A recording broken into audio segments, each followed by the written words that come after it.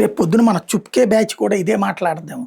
ఇప్పుడు అమెరికాలో ఉన్నటువంటి ఈ ఒక బ్యాచ్ ఎవరైతే న్యూయార్క్ మేయర్ బ్యాచ్ ఎవరైతే ఉన్నారో అలెగ్జాండ్రియా ఒకాసియో కార్టేజ్ రిప్రజెంటేటివ్ ఇప్పుడు కీలకమైనటువంటి వ్యాఖ్యలు చేస్తుంది.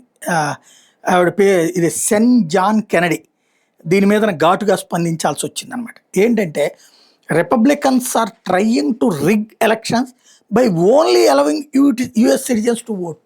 ఇది అంటే అమెరికా వాళ్ళనే ఓటేయించడం ద్వారా రిగ్గింగ్ చేయాలని రిపబ్లికన్ పార్టీ అనుకుంటుంది. అంటే ట్రంప్ అనుకుంటున్నాడు.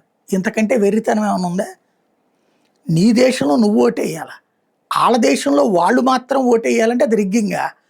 ఇట్లాంటి సన్నాసులు, ఇట్లాంటి తెలివి తక్కువ దద్దమ్మలు కాదు వీళ్ళు. ఒక ఎకో సిస్టమ్ అనమాట.